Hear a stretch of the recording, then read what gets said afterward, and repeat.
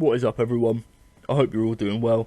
This is going to be my first video on a new channel here, just talking about the Windlass Centurions Gladius. First and foremost, I just want to apologise for the lack of editing and the quality of the clips here.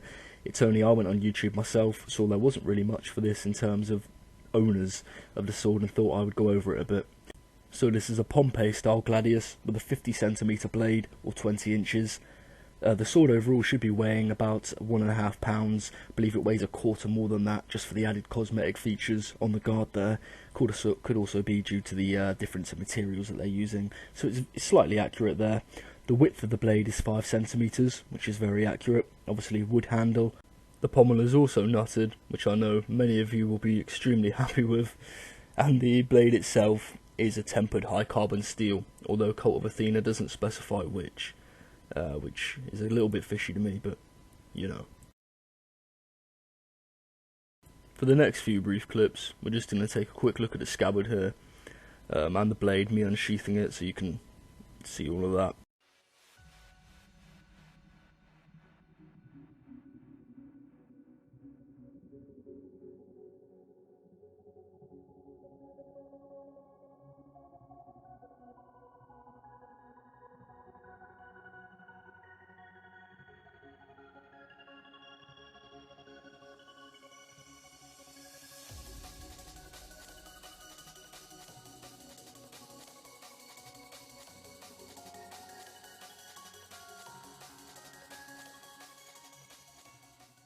So just a few little things I wanted to touch on while we're here.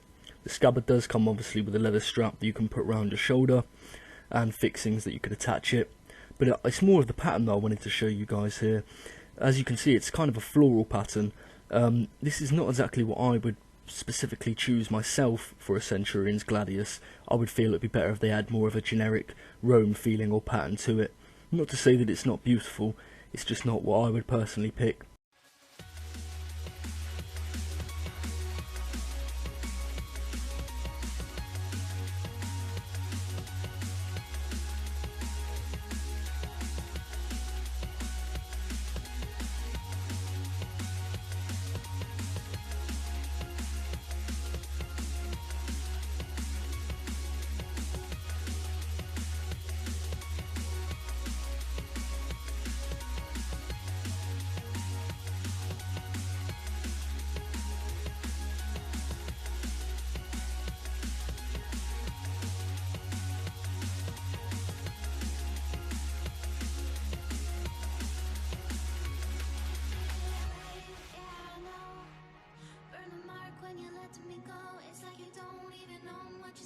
One thing I kind of noticed straight away was when you look down the edge of the sword here, you can see it's slightly not straight on the left side there, I believe.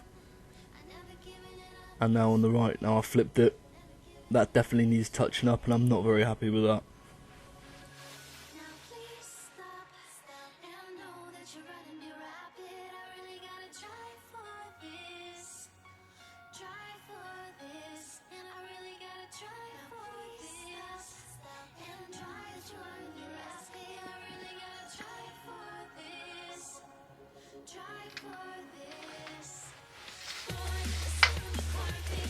So I just wanted to quickly touch on the fact that the scabbard is fairly cheaply made.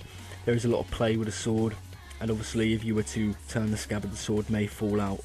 You can't expect a lot from a scabbard of this cost and quality that comes with the sword, sorry. But I am very happy to still have it there, but it's just something to note.